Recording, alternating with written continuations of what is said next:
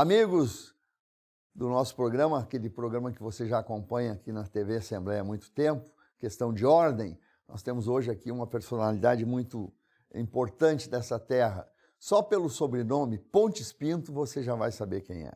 Dr. Edson Pontes Pinto, neto de um dos pioneiros, filho de pioneiro, gente que ajudou a construir o nosso estado. E o Dr. Edson hoje, além de ser da Escola Superior de Advocacia, também é professor da Faculdade Católica. E ele vem falar conosco sobre um tema do momento, Dr. Edson, inteligência artificial. Então, já vou começar lhe jogando um pepino no colo. Essa inteligência artificial, Dr. Edson, pode acabar com profissões como a advocacia? Olha, na verdade, isso é uma pergunta e eu digo para vocês, todos aqui, primeiramente eu agradeço o convite da Assembleia para a gente poder falar desse tema, que é um tema um pouco espinhoso aí, hoje, né, contemporâneo, mas eu digo que esse é um medo, talvez o medo de todas as profissões, não só da advocacia. Eu acho que o problema da inteligência artificial afeta a todos, mas quando eu digo afeta, não no sentido necessariamente pejorativo, ela vai trazer benefícios para todas as profissões. Agora, sendo muito sincero, ela não vai acabar com o advogado, também não vai acabar com o jornalista, também não vai acabar com o publicitário. Agora, o publicitário, o jornalista e o advogado com a inteligência artificial, ele vai acabar com aquele profissional que não a utiliza. Então, a grande questão não é a tecnologia, é o humano que opera a tecnologia. Muito bem. Deixa eu lhe perguntar sobre qual é o estágio, na sua opinião, que está a inteligência artificial e até onde ela pode chegar, Dr. Edson? Olha, hoje a gente pode falar que a inteligência artificial, por mais mágica que ela possa parecer, e se a gente for olhar o ChatGPT, por exemplo, você vê algo assim impressionante quando você interage com aquela tecnologia. Mas ela é uma inteligência artificial fraca, ela só faz um objetivo, ela só tem uma finalidade. Ela não faz nada mais do que aquilo que ela foi programada para fazer. Não existe, portanto, eu falo para o senhor aqui, uma consciência da máquina. Então, assim, hoje podemos ficar despreocupados que talvez o Arnold Schwarzenegger não vai voltar do futuro, né, e nenhuma outra tecnologia vai tomar o poder da Terra. Mas, hoje, essa tecnologia faz muito bem aquilo que ela foi programada e eu digo para vocês, muito melhor que nós humanos. Agora, nada além disso.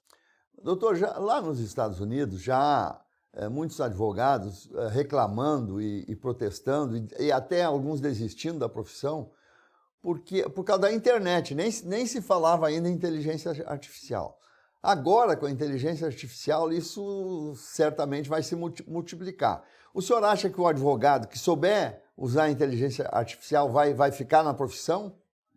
Na verdade, eu acho que vai ficar na profissão, como eu acabei de mencionar para vocês aqui, o advogado que usar a inteligência artificial. É a mesma coisa hoje se nós olharmos o computador.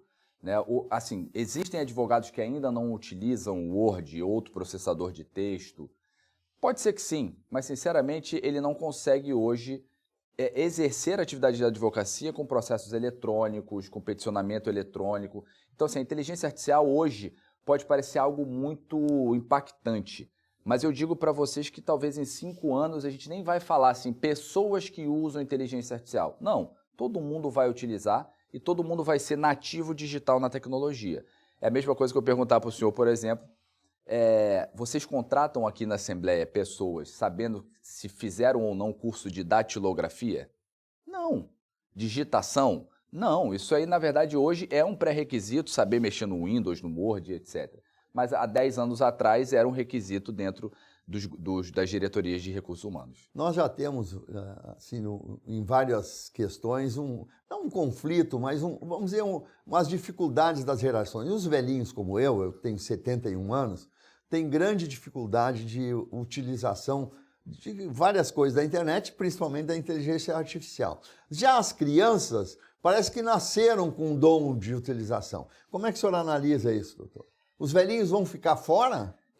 Eu acho que essa é a grande questão, assim, e eu sinceramente não falo dos velhinhos, tá? Uhum. Porque, assim, a inteligência artificial, o que é muito, para mim como pesquisador, o que é muito instigante? A mudança é diária. Amanhã você tem uma outra realidade. Se você falar em 1 ano, se nós formos olhar, o ChatGPT ele virou um produto comercial em novembro de 2022, ou seja, 2 anos atrás, e a gente já tem toda essa revolução. Então, assim, a mudança é muito rápida e não só para os velhinhos. Agora, os jovens, os mais novos, provavelmente eles vão viver num mundo, como eu disse, que a tecnologia vai ser algo natural. Então, assim, a criança vai fazer trabalho usando inteligência artificial. Hoje é o terror para os professores universitários. Ah, o aluno vai usar o ChatGPT. Ah, vai acabar com a criatividade do aluno. Mas eu acho que a pedagogia ela vai criar novos alunos que naturalmente Novos vão usar caminhos. naturalmente vão usar essa tecnologia. Então, assim, para as crianças do hoje, a inteligência artificial, na verdade, não é, eu digo, uma ferramenta que eles vão aprender a usar. Naturalmente estará no cotidiano deles. A política é um mundo à parte na nossa vida, mas muito presente. O senhor acha que no futuro os candidatos, os deputados estaduais, aqueles que concorrem a cargos eletivos, vão se distanciar no sentido do contato humano e vão usar a inteligência para se destacar ou não? Olha, assim, essa é a mesma pergunta que eu acho que a gente pode fazer se nós formos olhar para o advogado, né? Porque, assim, o advogado ele é uma profissão que muita gente acha que é permeada por burocracia, petição, processo, etc. Mas muito do nosso trabalho é um trabalho humano. Atender o cliente, saber o problema do cliente, saber como resolver um problema do cliente, o problema do jurisdicionado. O político é a mesma coisa. Na verdade, assim, muito do trabalho burocrático do político provavelmente vai ser substituído por uma inteligência artificial. Então eu digo aqui, na verdade, o trabalho dos assistentes e assessores dos políticos vão ser substituídos por inteligência artificial. Mas não tem como a inteligência artificial fazer o trabalho do humano ser humano. Então isso eu sinceramente acho que, posso até estar enganado, eu até falo assim, eu nunca falo de inteligência artificial falando do amanhã com tanta certeza. Mas pode ser que assim, isso mude, mas eu acho muito difícil. Quando eu comecei na profissão de jornalista, uma das coisas que eu fiz muitas vezes foi assistir júri popular. E vi imensas, enormes, maravilhosas performances, tanto de advogados quanto de representantes do Ministério Público e de magistrados. Essa desumanização, vamos dizer, pode prejudicar esse tipo de relacionamento humano entre o judiciário, a advocacia, o Ministério Público e a população? Olha, na verdade, sim, a desumanização, sim, mas o que na verdade, não é nenhuma preocupação. Hoje, eu acho que a inteligência artificial ela é a resposta para o problema do tamanho do judiciário. Então, o problema não é desumanizar, o problema é, na verdade, a solução é desumanizar aquilo que não é humano. E eu falo para o senhor assim, se nós formos olhar hoje, tanto na política como no direito, como no judiciário, quantas questões de fato nós tratamos que necessitam de uma inteligência humana? Ou seja, que não é mera repetição. Essa repetição ela vai ser substituída pela inteligência artificial. Agora, um júri, uma questão complexa no Supremo Tribunal Federal, uma questão complexa aqui no Tribunal de Justiça do Estado de Rondônia, uma questão complexa em uma audiência pública feita pela Assembleia Legislativa do Estado de Rondônia. Isso não é substituído por inteligência artificial. Entendi. Agora, ela tem um lado muito bom, que é o futuro, e tem um lado ruim. A inteligência artificial hoje cria um discurso de um político com a voz dele, ofendendo outras pessoas e pode destruir uma carreira de uma pessoa. Isso vai ter controle, vai ter cura, ou é um risco que nós vamos correr o tempo todo, doutor? Na verdade, eu acho, sendo bem sincero com o senhor, eu acho que esse é o maior desafio da democracia no século XXI. A inteligência artificial ela traz, talvez, o maior desafio para a democracia no século XXI, que é como a representação política é ameaçada por deepfakes, que nós chamamos, né? Ou seja, notícias falsas, mas que, na verdade, não são inverdades, boatos, mas sim a construção de uma realidade visual, textual, ou seja, em todos os sentidos, e que, na verdade, não representam a realidade. E as pessoas são enganadas por esses fatos, por esses vídeos, por esses áudios, e isso, de alguma forma, ameaça a escolha pública. Essa, na verdade, eu digo porque que talvez seja o maior desafio da democracia. Porque é muito difícil controlar. Então, se a gente for falar que um projeto de lei, como, por exemplo, o PL 2338 de 2023, que é o projeto de lei brasileiro para regular a inteligência artificial, e que o nosso presidente do Senado, senador Rodrigo Pacheco, disse que vai votar esse semestre, esse PL, ok, traz diversos pontos para a gente discutir aqui na regulação da tecnologia.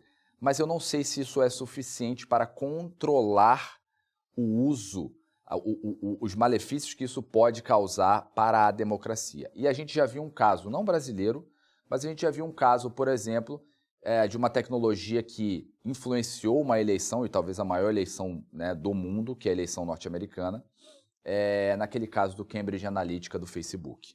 Então, assim, a gente viu de fato, né, como pode ser a influência da tecnologia na democracia, na escolha pública, e a inteligência artificial, na verdade, exponencializa esses efeitos.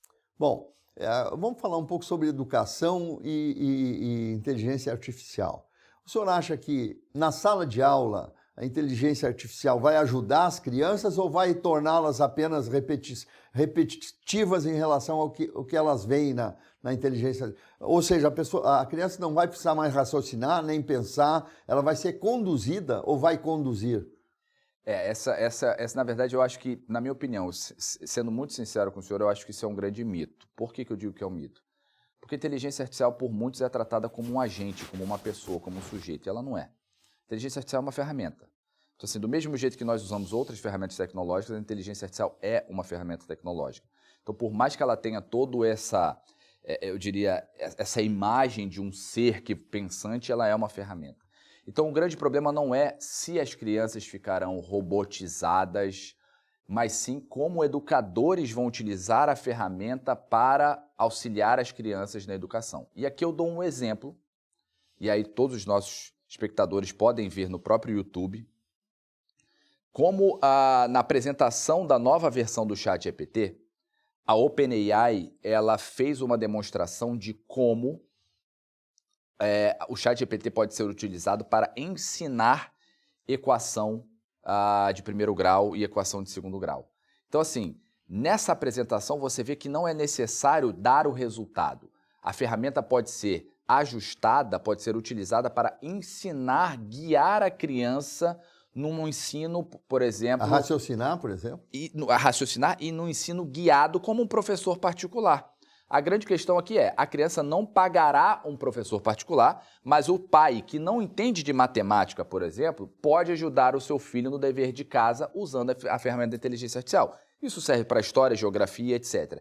Agora, óbvio, se você chegar para a inteligência artificial e entrega uma equação de primeiro grau ou de segundo grau e fala, me dê o resultado, ela vai dar o resultado. Mas não é isso que se espera da ferramenta quando utilizamos para a educação, principalmente de crianças. Então, voltando e sendo muito, muito rápido aqui na resposta, que ela é bem complexa, na verdade.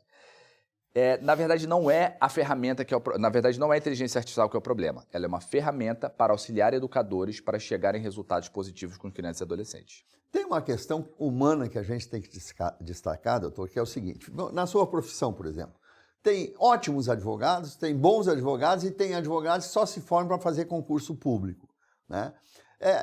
Essa inteligência artificial não pode deixar os advogados geniais, vamos usar assim, os ótimos, no mesmo patamar daqueles que só se formam para fazer concurso público? Não.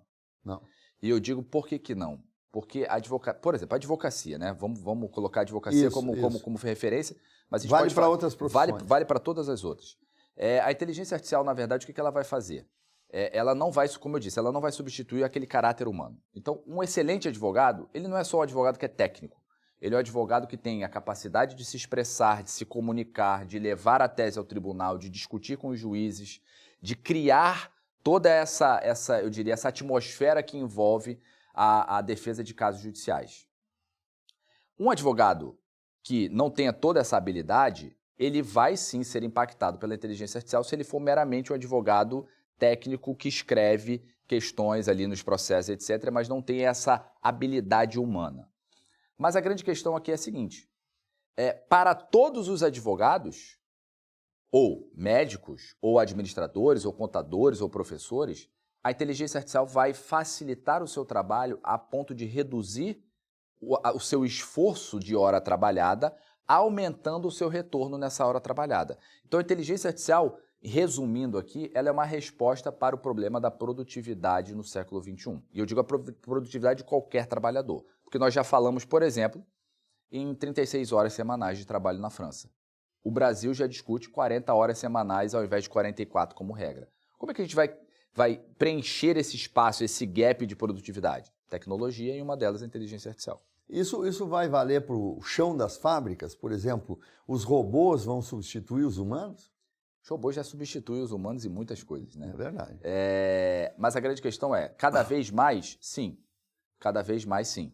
Por exemplo, a equipe da Assembleia aqui, que trata da comunicação, ela não precisa mais gastar tanta energia para produzir um resultado final de um texto. Agora, todos as mentes brilhantes que estão aqui na área de comunicação da Assembleia, eles copiam e colam o resultado do GPT? Não, mas o GPT faz o grosso e eles dão um toque humano final que a inteligência artificial não tem. Então, assim, não é que vai substituir, mas volto à minha resposta que eu falei ao senhor no começo.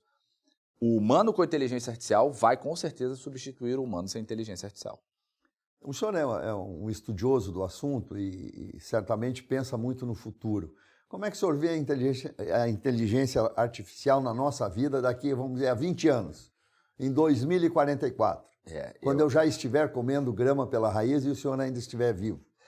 Olha, eu vou lhe ser bem sincero, talvez a inteligência artificial ache uma resposta para o senhor acerca do senhor, como disse, usando as suas palavras, estar comendo grama. Porque um dos pontos que a inteligência artificial já é utilizada é no estudo de tecnologias, né, médicas e de saúde para tornar o ser humano aí talvez imortal no futuro próximo. Agora, respondendo a pergunta da inteligência artificial daqui a 20 anos, sinceramente, essa é a pergunta mais difícil que tem. Porque, como eu disse, amanhã a história é Tudo outra. Muda. Então, assim, daqui a 20 anos, provavelmente nós teremos aquilo que nós chamamos, na área da inteligência artificial, de a inteligência artificial geral, ou inteligência artificial forte, que é aquela inteligência artificial que faz tudo que faz um humano necessariamente. Então, assim, provavelmente nós teremos isso. Agora, como ela será aplicada, isso depende de como nós discutimos a regulação, como discutimos a aplicação dessa tecnologia hoje. Porque eu digo para o senhor que talvez a gente esteja aqui discutindo coisas que não são a grande preocupação global. Porque essa é uma preocupação de consumidores de inteligência artificial. Certo. Mas a grande preocupação global e os drones autônomos? E as armas autônomas? E a inteligência artificial utilizada para fins que não são fins civis? Como é que fica isso? Então essa é uma resposta que a gente tem que discutir hoje, porque a tecnologia desenvolve e daqui a 20 anos, talvez, de fato, nós nem veremos guerras mais com seres humanos como agentes. Pois é, o grande avanço da humanidade, lamentavelmente, veio das guerras, né? A penicilina, tanques de guerra, armas poderosíssimas. Micro-ondas.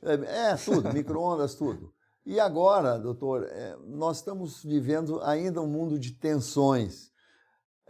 Quais são os riscos que o senhor vê no uso da inteligência artificial, além do que o senhor já comentou? Há a possibilidade de governantes, por exemplo, quererem, tipo Hitler, dominar o mundo usando a inteligência artificial? Eu acho que o grande receio do poder público hoje é como isso está na mão das empresas privadas e principalmente hoje das grandes empresas privadas de tecnologia norte-americanas e talvez a gente pode colocar algumas chinesas também. Né? Então, como isso hoje está na mão de poucas empresas, né? O desenvolvimento dessa tecnologia. Mas eu acho que a grande questão não é uma pessoa dominar, mas é como nós, eu digo, as pessoas que não estão num ambiente de guerra, vão sofrer as consequências de uma guerra porque cada vez mais essa guerra tem um fator virtual. A gente pode ver, por exemplo, na guerra da Ucrânia, que um dos frontes de batalha foi os cyberataques. É verdade. Né? Então, por exemplo, se nós formos pensar na vida civil, falando de banco, sistemas, serviços básicos que nós utilizamos, bastaria um ataque para acabar com a internet de um país ou até mesmo a distribuição de energia elétrica em um determinado país e a gente ia ver um caos se instalando. Realmente. Então, talvez o grande risco seja esse. Só para encerrar, o senhor já atendeu algum caso como advogado envolvendo alguém que foi prejudicado pelo uso da inteligência artificial? Na verdade, sim, a gente já atendeu questões que envolvem a imagem da pessoa e utilizada por inteligência artificial, ou seja, a construção disso. E aí, o que na verdade era um caso de responsabilidade civil, né? E é interessante ver como até isso vai mudar. né? A gente vai ter no futuro aí litigância de inteligência artificial no Poder Judiciário, provavelmente. Como nós temos hoje litigância de dados baseado na Lei Geral de Proteção de Dados.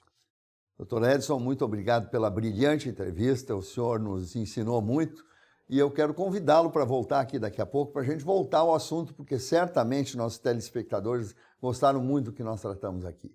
Nós queremos agradecer ao Dr. Edson Pontes Pinto, queremos agradecer a você e voltamos com questão de ordem a qualquer momento.